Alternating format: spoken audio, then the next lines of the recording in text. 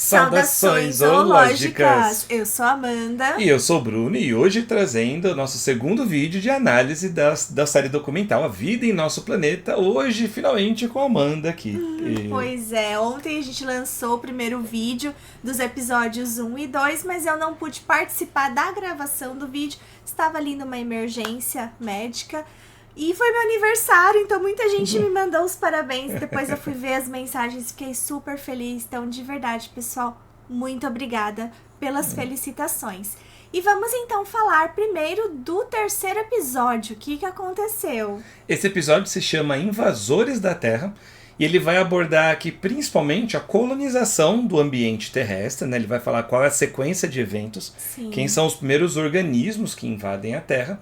E ele também vai focar numa disputa que é muito marcante ao longo da história da vida, a partir do finalzinho da Era Paleozoica, que é a disputa entre sinápsidos, os animais que são os nossos ancestrais, dos mamíferos, e nós também, versus os saurópodos, que são os répteis, né? Então tem hora que um caça um, hora que o outro caça o outro, hora que é os dois juntos, então é muito legal eles abordarem isso, né? Muito legal, muito bacana ver essa jornada, né? Mas antes dessa disputa aí entre esses dois grandes grupos, a gente vai começar falando quem foram os primeiros organismos que chegaram ali em terra firme, né? Os primeiros invasores, que são os líquens, os famosos líquens que a gente vê nas árvores, nos muros, às vezes até no muro de casa, né?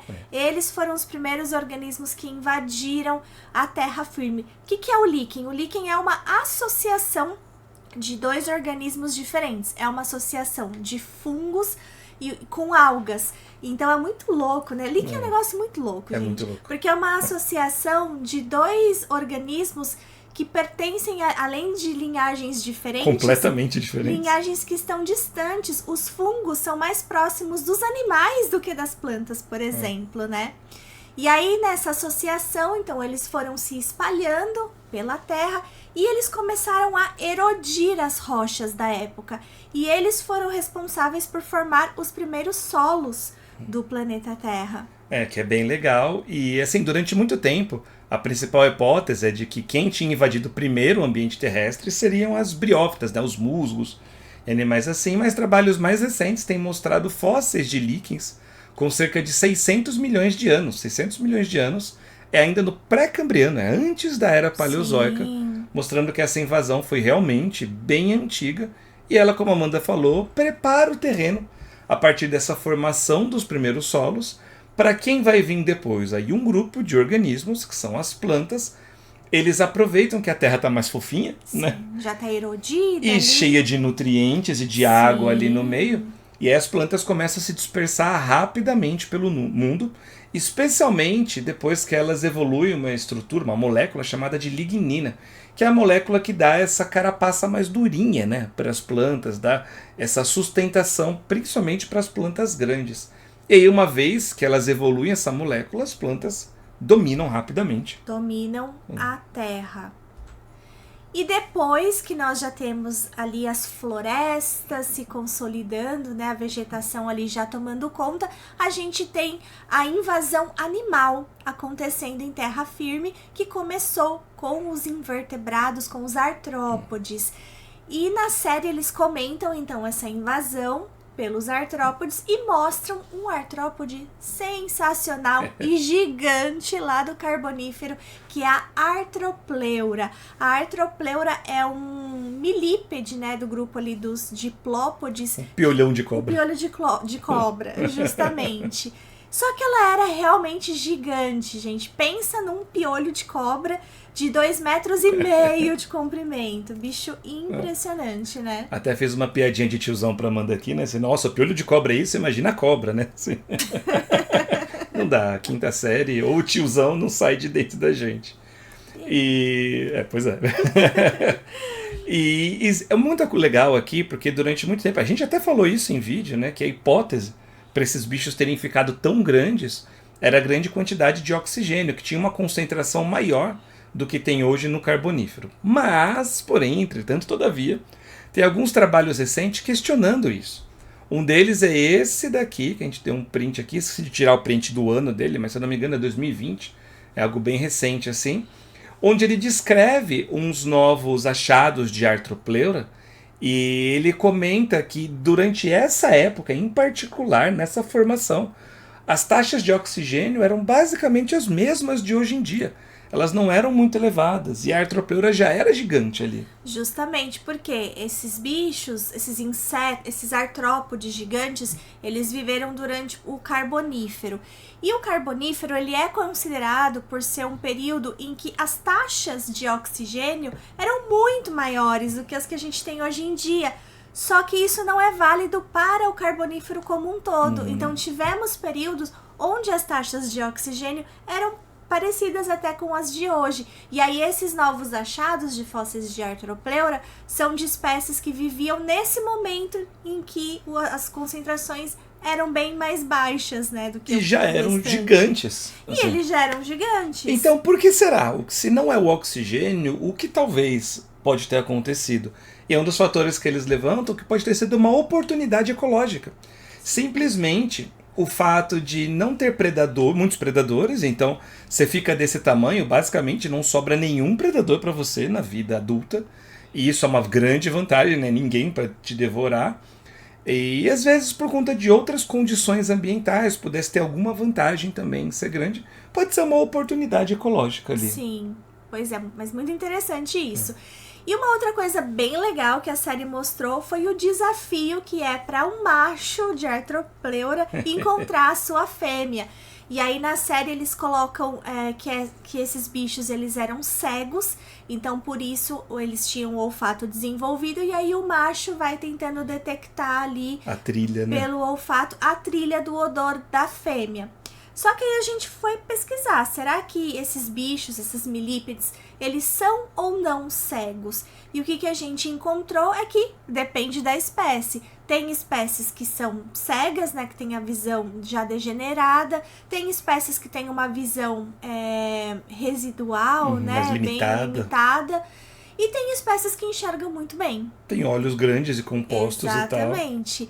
Agora, e as evidências de olhos nos fósseis? Pois é, sabe quantas cabeças de Artropleura a gente conhece? 0. Então, o que está acontecendo aqui é que a série assumiu que ela fazia parte de um grupo aqui, que são os milípedes que não teriam esses olhos, ou que teriam olhos muito pequenininhos, mas a gente não sabe como que ela. Pode ser que ela fosse realmente cega, mas a gente não tem essa evidência. Foi uma liberdade, né, que a série tomou. Foi uma liberdade, sendo que o que faria mais sentido, talvez, como a maioria dos milípedes, seria ela ter uma visão mais limitada um pouco, mas ainda assim capaz de enxergar algumas o caminho coisas, por onde, né, ela anda. E aí agora a série voltando ali pro presente, muita gente aqui nos comentários do primeiro vídeo reclamou essa volta pro presente, porque parece que a série passa muito mais no presente do que no passado, né? Aparece muito mais bichos atuais do que extintos. Então tem muita gente que se decepcionou. A gente particularmente, a gente acha muito legal ter passado e presente, mas a gente acha que sim, podia ter sido mais equilibrado. E um dos motivos que a gente acha é a questão de orçamento, né? É muito difícil fazer o CG. É muito caro. Muito caro, né? Muito custoso. E então a série se aproveitou mais dos bichos atuais mesmo. Só que o problema de ficar nesse ping-pong, né, temporal é que acaba tornando confuso. Então muitas vezes ela vai pro presente e volta pro passado e você não sabe exatamente em que momento do passado que tá. Tem hora que muda pro Jurássico e volta pro Triássico, a gente vai falar disso. Isso acaba ficando meio confuso. Meio confuso. Mas, de qualquer maneira, a gente precisa aplaudir a série, porque essas imagens do presente, especificamente para esses bichos, né, para esses artrópodes, elas estão sensacionais, tirada, né, com super lentes e com essa definição absurda. Olha essa mariposa aqui, que incrível, coisa, né, maravilhosa, gente? A gente gostou muito de ver. A gente não gostou da confusão temporal, mas a gente achou belíssimas as imagens. E aí ele coloca aqui, né, que os artrópodes começam a conquistar o ambiente terrestre lá no Carbonífero, mas o mundo ainda é dos artrópodes, né? Sim. Eles ainda são os animais mais diversos do planeta, e ainda hoje, considerando só os insetos, não todos os artrópodes, ainda tem aproximadamente 1 bilhão de insetos para cada ser humano no planeta. Para cada um de vocês que está assistindo aqui este vídeo, tem 1 bilhão de insetos para você. Então não importa quantos mosquitos e moscas você tenha matado ao longo da sua vida, tem muito mais ainda te esperando. E aí, logo em seguida mostra a vez o terceiro grupo de organismos a colonizar o ambiente de terra firme. A gente teve as plantas, o quarto na verdade, né? Teve os líquens, as plantas, os invertebrados e agora chegou a vez dos vertebrados. E aqui mais uma crítica, eu tinha comentado isso no primeiro vídeo, mas mais uma vez a série comete um erro que é grotesco, não precisa, que é mostrar os bichos e não dizer qual espécie que é. Então ele mostra, por exemplo, esses tetrápodezinhos basais aqui, ou talvez nem tetrápodes ainda. São peixes sarcopterígeos, com né? Cara de peixe, né? Lembrando que nós somos todos peixes, porque nós somos sarcopterígeos, então estamos nessa linhagem aí de peixes que possuem as nadadeiras sustentadas por ossos, com articulações. E quando a gente fala dessa transição de vertebrados da água para a terra, a gente sempre lembra do Tiktaalik, que é um peixe bem emblemático, que ele tem inúmeras características de transições. Então ele é realmente meio peixe, meio tetrápode, e a gente esperava até ver o Tiktaalik, né? Como será que vão representar o Tiktaalik? E não representaram o Tiktaalik. Pois é. Por outro lado, a gente achou muito legal ter mostrado uma outra espécie de sarcopterígeo, mas que não tem tantas características de tetrápode ainda, tá ali no caminho, né? Mas é muito legal ter mostrado. Infelizmente, não mostraram que bicho que é, não né? mostrou O nome que da bicho espécie. Que é. Vamos ficar sem saber. Mas eles comentam dessa questão da importância também do desenvolvimento dos pulmões, né? Que faz todo sentido pra gente respirar, né, o ar atmosférico. Mas se a série não falou do Titanic, nós do aqui... Né? Do Titanic, eu falei... Titanic é o barco, não. O barco nem vai demorar um pouquinho ainda. Cheguei misturando as coisas. Mas a gente aqui no Zoomundo já falou do Tiktaalik, a gente vai deixar na descrição o vídeo. E é muito legal uma parte aqui, nesse momento da série, porque mostra como, nossa, que inovação, o bichinho tá andando, ele ganhou a terra firme, e aí ela fala, mas já tinham feito isso antes. E aí mostra um antracossauro chegando e comendo, assim, porque realmente, né, para os primeiros vertebrados que fizeram isso, é mundo novo, completamente novo. Uma terra em paz e segurança, mas não nesse momento aqui. Não nesse momento, isso já tinha acontecido. Achei legal esse plot. Foi muito legal isso esse plot legal. twist que eles fizeram. A gente já sabia, porque nos trailers tinha aparecido, mas foi bem legal. Mas quem é o Antracosaurus? Pois é, o Antracosaurus eles chamam de anfíbio aqui. E anfíbio é uma palavra problemática. Por quê? Anfíbio pode se referir tanto ao hábito de vida. Anfíbio significa duas vidas. Se refere aos animais que têm tanto parte da sua vida na água como parte na terra. São o que a gente chama de animais semiaquáticos. Eles vivem uma parte lá, uma parte aqui, conseguem transitar entre os ambientes. Isso é anfíbio do ponto de vista de modo de vida. Mas tem também um grupo de animais que a gente chama hoje de anfíbios, que é o grupo chamado Lissanfíbia, que inclui os sapos, as rãs, pererecas, cecílias, salamandras. E muita gente, quando olha para esses tetrápodes basais e diz que isso é anfíbio, acha que esses animais são mais próximos dos lisanfíbios, que eles são mais próximos dos anfíbios modernos do que da gente, por exemplo. E isso não é verdade. O Antracosaurus pertencia a um grupo que a gente chama de Embolomere, que é um grupo de tetrápodes basais. E aqui eu coloquei duas hipóteses para mostrar quais que seria ele na posição dele na árvore evolutiva. Então as duas setas estão apontando para esse grupo, Embolomere. Nessa hipótese aqui, ele está numa posição bem mais basal, aqui bem mais primitiva, entre aspas. Ou seja, nesse caso, ele é um parente tão próximo do sapo quanto ele é de nós, aminiotas, de cada um de nós. E nessa aqui é até pior, assim, ele é um parente mais próximo dos aminiotas, de nós, do que dos sapos e das salamandras. Então, quando a série assume e diz, eles são os anfíbios e depois pula para os anfíbios modernos, dá a impressão que os anfíbios modernos são descendentes desse grupo, que são os ancestrais só deles, enquanto e não é bem assim. Não são. É igual o Bruno falou ontem, né? A série traz alguns conceitos que são meio errados, né? Podem causar confusão nas pessoas. Na minha opinião, eu acho que de todas essas escorregadinhas, todos os pontos negativos da série, essa pra mim é que pega mais. Pegou mais, que assim. é conceito errado. Conceito errado é complicado. Isso é que vai baixar a nota da série, assim, pra gente. E aí depois, como o Bruno falou, então ele vai pro grupo dos anfíbios atuais, os Lis anfíbios, e aí mostra ali os desafios de uma rã pra tentar capturar um insetinho e ela nunca acerta, né? A gente chamou ela de Han Stormtrooper, né, de Star Wars. Porque Fica tentando acertar e não acerta nada. E erra nada. tudo, né? O exército dos clones, todo mundo clonado errado, né?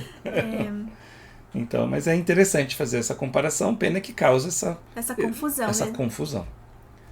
Mas aí a gente chega na revolução de algo, né? O surgimento de uma característica que mudou para sempre a vida em terra firme, né? Que é o ovo amniótico, né? Da pergunta, quem veio primeiro, o ovo ou a galinha? O ovo, né, muito gente? Antes. O ovo muito antes ali das aves. Mas o ovo amniótico é um ovo de casca dura. Simplificando, é um ovo de casca dura que ele mimetiza ali o ambiente aquático dentro dele. Então, ele permite o desenvolvimento de um embrião sem que esse embrião precise estar na água, né? Como é o caso dos anfíbios. E isso revolucionou, porque como esses bichos não precisavam mais estar na água, perto de corpos d'água, o ambiente terrestre como um todo foi sendo ocupado, né? Regiões mais áridas, mais desérticas, puderam ser ocupadas por esses animais por conta dessa característica do ovo. Que é um objeto... É um microambiente. O microambiente, perfeito. O microambiente é ótimo, né? Com a casquinha dura, que tem uma concentração de sais e nutrientes parecidos com a água primitiva, onde os animais botavam os seus ovos. Só que a partir disso você pode levar o seu laguinho dentro do seu corpo e botar ele no meio do deserto e seu filhote vai nascer dali. E isso revolucionou, foi uma revolução tão grande que daqui para frente os amniotas obliteram quase os anfíbios de modo de vida e passam a se tornar rapidamente as formas dominantes na fauna terrestre. Um dos mais antigos, né, que mostra que já indo para o Permiano, é esse aqui que é o Scutosaurus. O Scutosaurus é o que a gente brinca que foi um dos primeiros gados do mundo, que ele é um réptil dentro de um grupo chamado Parareptilia. É um grupo meio problemático, mas que esse Scutosaurus, né, esse tipo de réptil, ele vivia em bandos grandes com vários indivíduos e ele era um animal que podia atingir até 1 tonelada de peso. Então ele é um dos primeiros grandes herbívoros que vivem em manadas e que vai acabar servindo eventualmente de comida para os carnívoros. E aí a gente começa a batalha entre sinápsidos e saurópsidos. Então a gente tem aí representando um sinápsido, né, um animal aí que a gente faz parte dessa linhagem dos sinápsidos, que eles falam que é um gorgonopsídeo, né, mas o certo é a gente falar que é um gorgonópsida. Porque Gorgonopsia, né? Gorgonopsia. Porque o grupo chama gorgonopsia, então seria um gorgonópsio. Mas tudo bem. Mas, mais uma vez, a série não fala que bicho que é. Né? Por quê? Né? Por quê? Não sei. É o segundo grande erro que eu acho assim, da série. Mas, pela representação, principalmente pelos dentinhos de sabre que ele tem, a gente acha que é possivelmente um Inostrancevia, não só pela aparência, mas também porque faz sentido geograficamente. O bicho aqui, que é o Scutosaurus, ele é da Rússia, e a gente sabe que na Rússia também, nessa época, nessas mesmas formações, a gente tinha o Inostrancevia. Então eles conviveram juntos? Conviveram juntos, tá? Essa batalha provavelmente ocorreu. Então a gente tá assumindo que é um Inostrancevia. E aqui eles colocam, e custava falar, né? É um Inostrancevia, que já é o Gorgonopsis mais famoso, entre aspas. Ele é bem famoso, né? Inclusive, se vocês quiserem, a gente pode fazer um vídeo sobre ele aqui no canal. Deixa eu a gente já falou sobre ele no nosso especial da origem e evolução dos sinápsidos. A gente vai deixar linkada essa playlist, mas se quiserem um vídeo sobre ele, a gente pode fazer. Deixa aqui. E uma coisa muito legal é que eles comentam que foi dessa revolução dos dentes, né? Porque o animal desenvolve pela primeira vez dentes de sabre, que são dentes compridos, achatados lateralmente, em formazinha de sabre, né? Prontos para rasgar um pescoço de um animal. E essa é uma característica que vai evoluir várias vezes ao longo da história dos sinápsidos. A gente já fez vídeo sobre isso, também vamos deixar linkado aqui na descrição. Evolução dos dentes de sabre. Aproveitando até para fazer propaganda verdade, aqui ó. da nossa caneca aqui, que tem um tigre dentes de sabre também, coleção Na Sombra do Passado. Então passem lá, zoomundo.com.br para ver os nossos produtos. E aqui a série também mostra esse animal com os pelinhos. E a gente não tem evidência direta ainda de que esses animais tinham ou não pelos. Na verdade, dizer exatamente quando surge pelo ao longo da evolução dos sinápteros é complicado, mas é plausível, sim. Que tivesse uns pelinhos assim.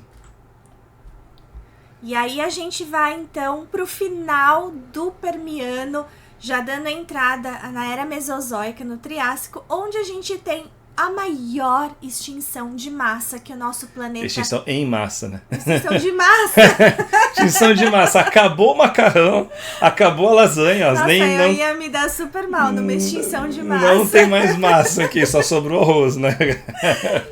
Extinção em massa. Extinção em massa.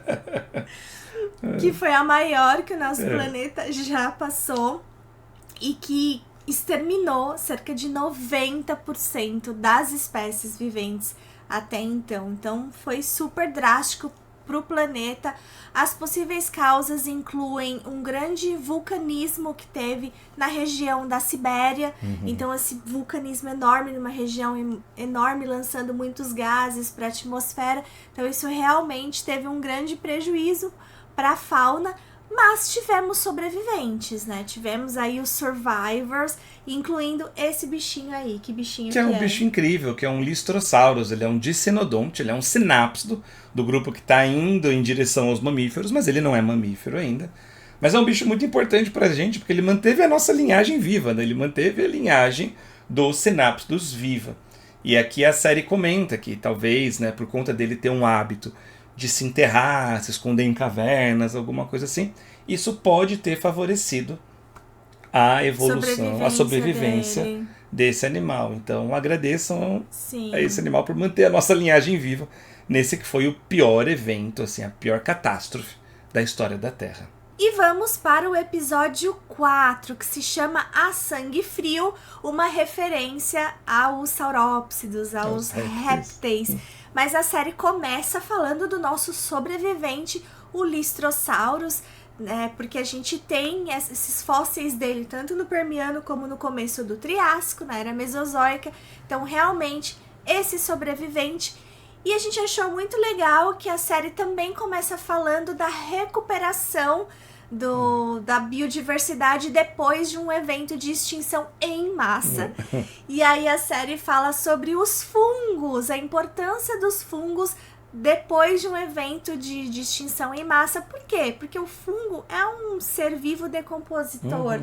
Então, quando você tem uma extinção em massa, você tem muitos bichos morrendo, muitos organismos morrendo, e você tem ali, então, essa decomposição comendo solta aí para os fungos. Então, tá todo mundo morrendo, todo mundo se ferrando aí na vida, e os fungos se diversificando do nada. Nossa, que ambiente gostoso, né? Que delícia estar aqui. E é muito legal que a gente vê isso no registro fóssil. No registro fóssil, nos próprios estudos de relógio molecular, de evolução de grupos de fungos, você acaba vendo isso. Então, é bem legal, mostrando a importância desses organismos. E aí depois a série passa rapidinho aqui, ela mostra, né, como a gente sabe que o Permiano e o comecinho do Triássico eram momentos em que você tinha grandes desertos aqui no mundo. Então ele volta para regiões onde tem desertos hoje em dia. Você podia imaginar com altíssimas temperaturas, água extremamente salina. Não, nenhum bicho vai viver aqui. Não. Tem bicho vivendo lá. A vida dá um jeito. A vida dá um jeito, como diria lá no Jurassic Park. E aí mostra um pouco desses desafios, desses lagartinhos. É legal ter mostrado que eles não bebem a água direta, né? Mas eles comem as moscas que desalinizam a água. Então, bem legal ter mostrado isso aqui. E aí, voltando para o passado, aí ele mostra um bicho muito interessante, que é o Erythrosuchus, que é um bicho que ele é um arcossauromorfo. Um arcossauriforme. Arcossauriforme, até um pouquinho mais avançado, assim. Mas ele tá na linhagem ali dos arcossauros, que incluem os dinossauros e aves, os crocodilos, os pterossauros. Mas ele tá nessa linhagem aí que vai em direção aos arcossauros. Eu achei muito legal esse bicho, mas o Bruno reparou em algo aí. Num ponto aqui, eu não sou especialista nesse grupo em particular, Mas uma das grandes tendências evolutivas que a gente vê ao longo da evolução dos arcosauromorfos, dos arcosauriformes, é a mudança na posição dos membros que deixam de ser localizados do lado do corpo e passam a ser localizados para baixo do corpo. O bicho andar como um cachorrinho mesmo. Os crocodilos de hoje em dia, os que sobraram, na verdade, os ancestrais deles tinham os membros para baixo. É que eles evoluíram mais uma vez os membros para o lado, porque ajuda para o hábito de vida semiaquático deles. Mas a maioria dos ancestrais dos arcossauros modernos, eles tinham esses membros mais para baixo.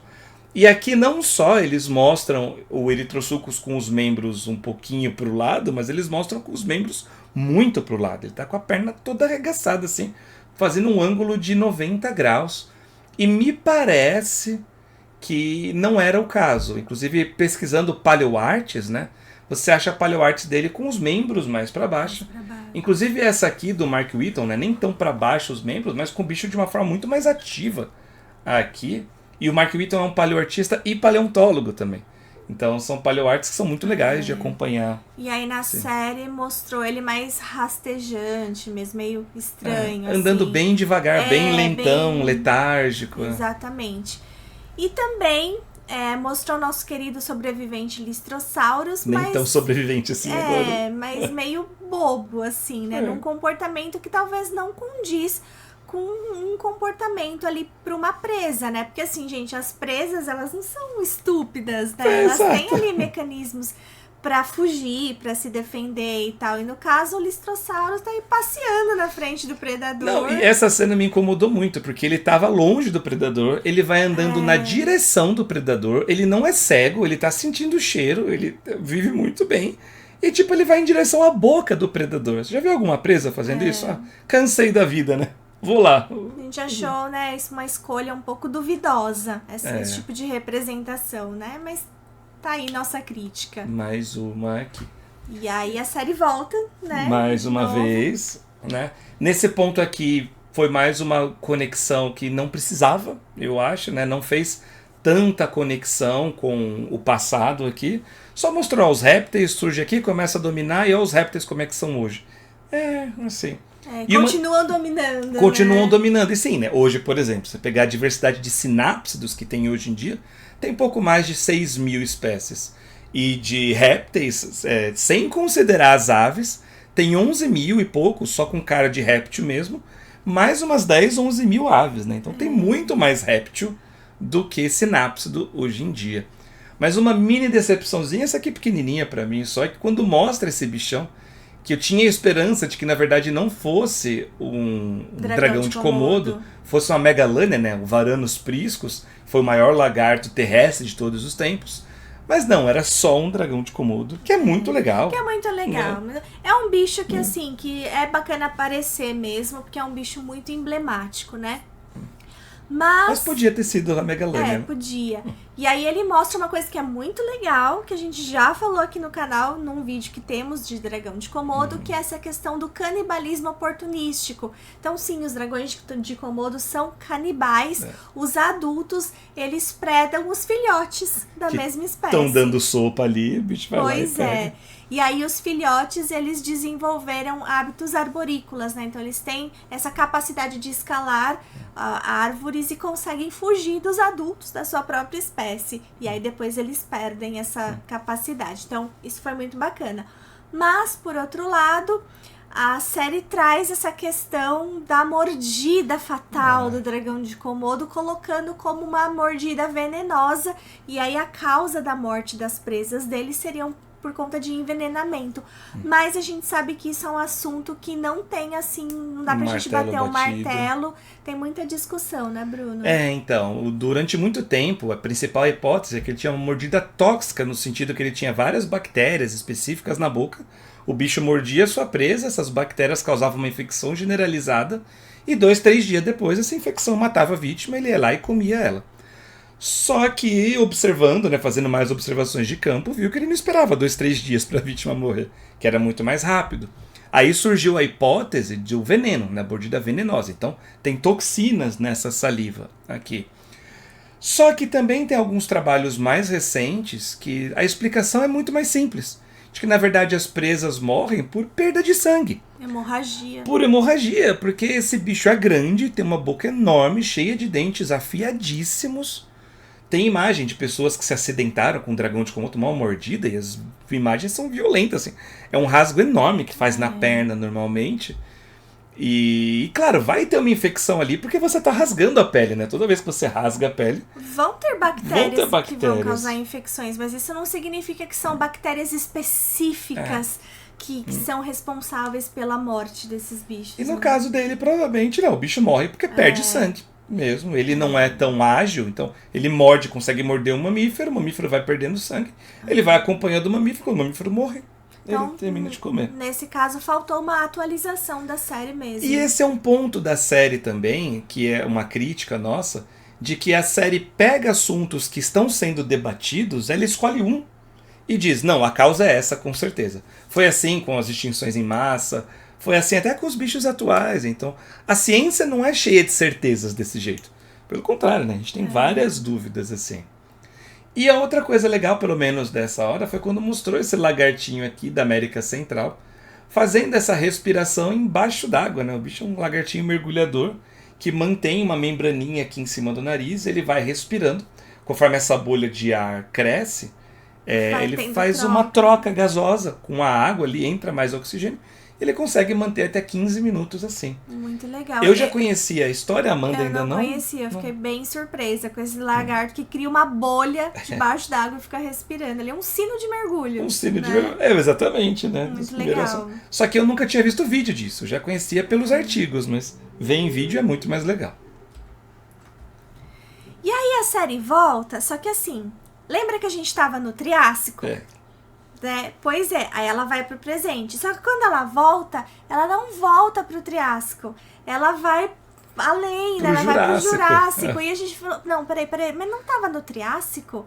Então, assim, é um dos momentos que é a confusão, gente. Que aí é também um outro ponto que a gente critica a série, é que cria confusão, não adianta. Porque se ela fosse pro presente, mas voltasse pro passado no mesmo ponto...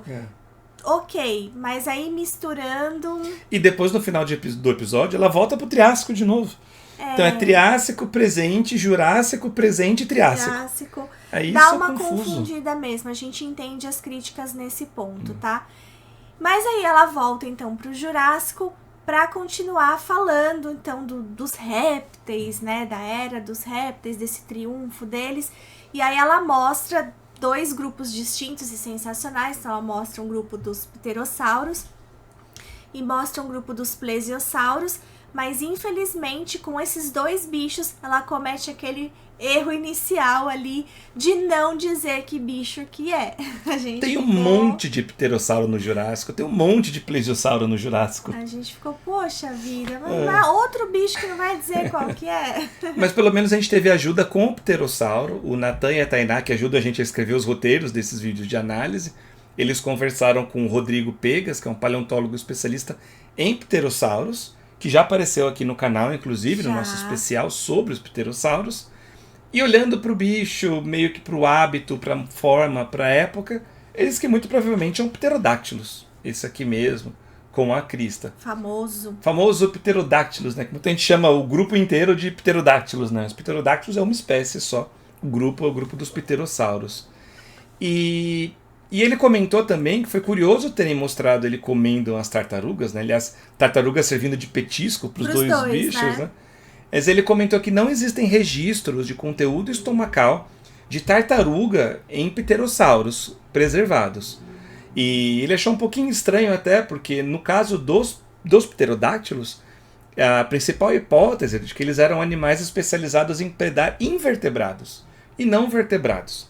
Mas ao mesmo tempo ele achou super plausível, porque os bichos tinham sim talvez uma alimentação mais generalista. E gente, na natureza, comida dando sopa, assim, ainda mais tartaruga molinha ainda, né? Acabou de sair do ovo. A gente estava até comentando que assim, essas séries documentais, elas têm uma certa liberdade, e tem que ter mesmo, né? Prehistoric Planet teve várias liberdades aí, artísticas e tudo mais. Então, ok ter. Só que às vezes essa série aqui, ela tomou algumas liberdades que tipo, que não faz sentido. Mas outras vezes até faz, como é o caso aí desse pterodáctilos. Então, ok, mostrar Aqui, isso, ainda que a tudo gente bem. não tenha evidência. Evidência direta, mas é bem mais plausível. E aí ele volta depois, mostra um pouquinho de crocodilos e aí, do presente, e depois volta para falar de um dos eventos mais legais que aconteceu no Triássico. Eu gostei muito que mostrou isso, porque pouca gente conhece esse evento, que é o evento pluvial do Carniano, onde você teve uma grande temporada úmida em boa parte do planeta, com chuvas constantes, não o tempo todo, mas praticamente todos os dias em algumas regiões, que durou 1 milhão de anos. Muito interessante, ponto positivíssimo para a série por estar abordando esses eventos. E a gente já falou dele num vídeo nosso do especial da Era Mesozoica, mas também tem um vídeo do Schwarza, nosso querido amigo Schwarza, sobre esse evento, e a gente deu a consultoria para esse vídeo, então tá bem bacana. Mas o interessante dessa chuva de 1 milhão de anos é que o que acontece quando você tem muita chuva? Você tem uma umidade maior. Então esse é um período que, além de ter muita chuva no planeta, o planeta era muito úmido. E o que a gente tem depois que a gente tem um ambiente de chuva e grande umidade? A gente tem o desenvolvimento de florestas. Então isso propiciou essas florestas a se desenvolverem, e aí a gente começou a ter no planeta uma transição daquela vegetação ali um pouco mais rasteira, tal, de ambientes que ainda eram áridas, para ambientes de florestas densas.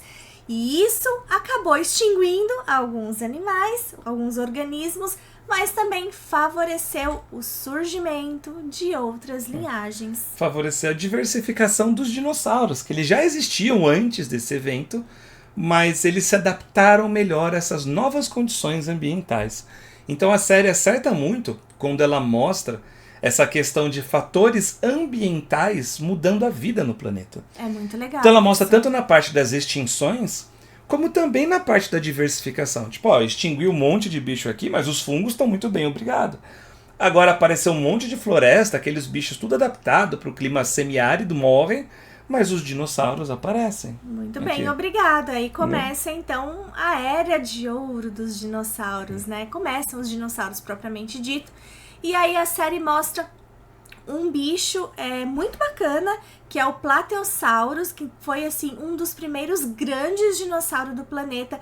Inclusive, a estimativa de tamanho dele varia bastante, porque você tem fósseis cujos adultos têm ali desde 4 até 10 metros de comprimento, e bichos pesando desde 600 quilos até 400 toneladas. Bichos 4 toneladas. 4 toneladas, bichos adultos pesando isso tudo. Então é um bicho assim bem bacana, muito legal que mostrou ele. Mas ao mesmo tempo, o Plateosaurus não é o dinossauro mais antigo conhecido, né? É um bicho do hemisfério norte. E a gente sabe pelas evidências dos fósseis que os dinossauros, eles provavelmente surgiram no hemisfério sul, mais especificamente na América do Sul, mais especificamente no nosso Brasil. E a série não mostrou isso. Poxa vida, né? Perdeu a oportunidade. A gente até comentou que Prehistoric Planet mostra um dinossauro brasileiro, só que um dinossauro lá do Cretáceo, porque a série é toda focada no Cretáceo. Mas aqui, sendo os primeiros dinossauros, os mais antigos do mundo, aqui faria todo sentido mostrar um Stauricossauro, um Saturnalia, né? Pô, podia ter mostrado assim, isso. Perdeu mesmo a oportunidade, porque a ideia da série foi justamente mostrar o planeta mudando nesse período e os dinossauros surgindo. Então nada mais justo do que mostrar os primeiros dinossauros conhecidos. Mas não, né? Não quiseram mostrar isso, uma pena mesmo. Então, por enquanto, a gente tem sensações um pouco mistas com a série, porque ela acerta em vários pontos, mas ela dá várias mancadinhas, assim, que dava pra ter feito melhor. Né? Lembrando que, assim, a gente tá no momento que a gente tá gravando este vídeo, a gente realmente só assistiu até o 4º episódio. Então, pode ser que a série mostre mais pra frente, a gente tá aqui julgando, Não sabemos ainda. Não sabemos. Mas, de qualquer maneira, essa foi a nossa análise dos episódios 3 e 4. E se você quiser conferir a análise dos episódios 1 e 2, é só clicar neste vídeo que está aparecendo aí. E nos vemos no próximo vídeo. Tchau! E gostaríamos de dedicar este vídeo a todos os nossos embaixadores e embaixadoras que nos ajudam muito a continuar criando conteúdo aqui no canal.